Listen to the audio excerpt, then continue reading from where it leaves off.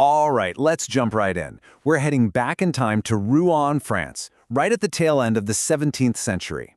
Now, this is the era of the Sun King, Louis XIV, but trust me, the sun is definitely not shining on this city. Rouen is one of the most important commercial hubs in all of France, but it's a city living on a knife's edge, absolutely simmering with tension. And hey, don't just take my word for it. Listen to how the city's own archbishop described his people in 1710. To him, the massive working class wasn't a flock to be cared for, but a powder keg just waiting for a spark. He's basically writing to the authorities saying, listen, these people are one bad day away from tearing this place apart. And guess what? Just a year before he wrote that, in the middle of a blazing hot summer in 1709, the people of Rouen did exactly that. They proved him right in the most explosive way imaginable. So what pushes an entire city over the edge? Well, it wasn't just one bad day, oh no. It was decades of pressure building up. To really get what happened in the streets, we first have to understand the immense, crushing pressure coming from the very top, from the king himself. These riots weren't just random acts of violence. They were a direct answer to years and years of being squeezed. You know, when you look at a timeline like this, one thing just jumps out at you. For nearly a quarter of a century, France was almost constantly at war with, well, pretty much the rest of Europe. These were huge, continent-spanning conflicts, and wars are incredibly expensive. Someone had to foot the bill. And that someone was, of course, the average person.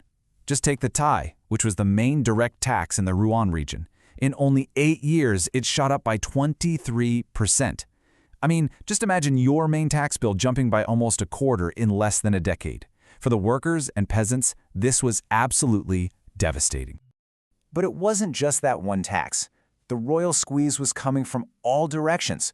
There was the capitation, a brand new tax on every single person.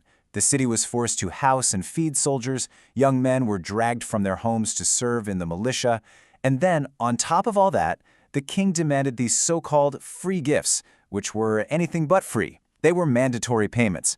It was just a relentless drain of money and people from the city. Okay, so you've got endless war and you've got crushing taxes. But bubbling just beneath the surface was another crisis, one that was way more subtle and maybe even more destructive. A crisis that hit the very idea of money itself. It all came down to this thing called droit de seigneurage. It sounds complicated, but here's what it means. The king was desperate for cash to fund his wars. So, he'd order a recall of all the coins in the kingdom, melt them down, mix in cheaper metals like copper, and then stamp out new coins that looked the same but were worth way less. He was literally devaluing every penny in everyone's pockets. And this one action set off an absolute catastrophic chain reaction. First, the public completely lost trust in the money. If you're a merchant, why would you accept a coin that might be worthless tomorrow? So commerce just freezes. Then manufacturers can't buy raw materials, and more importantly, they can't pay their workers. And that's the final domino to fall: mass unemployment. And the scale of this was just staggering. Look at this number, 50,000 workers. In a major textile center like Rouen, this was basically an economic apocalypse. Tens of thousands of skilled people, suddenly with no work, no income, all because the money they were promised had become meaningless. So we've got war, taxes, and unemployment. What could possibly make this toxic mix any worse? The one thing nobody can live without: food. On top of everything else, the most basic staple of life, bread, was about to become a source of absolute terror. So let's get a sense of what normal looked like. Back in 1692, a pretty stable time, a mine of wheat, that's about 55 pounds, cost around 10 livres. This is the price people were used to paying to survive. Now, let's jump forward to May 1709, right on the eve of the big riot. The price has shot up to 24 livres. It's more than doubled. For a worker who's already lost their job, whose savings have been wiped out by currency manipulation, this isn't just an inconvenience. This is starvation staring them right in the face. And what were the authorities doing about it? They were arguing. You had two totally different ideas clashing. The local parlement believed in a kind of protectionism: lock down the grain supply, control the price. But another powerful official, Bois Guilbert, was pushing for a free market approach. This conflict just led to paralysis, confusion, and no real action. And the scary thing is, the authorities knew how bad things were getting. This is the king's top official in the region, the intendant, writing just weeks before everything blew up. He sees the hungry, jobless crowds and he knows it's a tinderbox. It only takes one heated mind, he says. He had no idea how right he was. So, when the explosion finally came, it wasn't just one type of riot. The unrest that swept through Rouen and the countryside actually took on several very different forms, ranging from spontaneous outbursts of rage to something that looked, well, a lot more organized. The most common type was just pure, raw rage at the marketplace. And these were often led by women, the people whose job it was to put food on the table. When a baker's prices got too high or a merchant was caught trying to ship grain out of the city, they would just erupt. The goal was simple. It was immediate. Get food right here, right now. Then you had something different, the wandering bands. These were the people who had been completely thrown out of the system. Unemployed workers, soldiers who had deserted, illegal salt smugglers, they all banded together.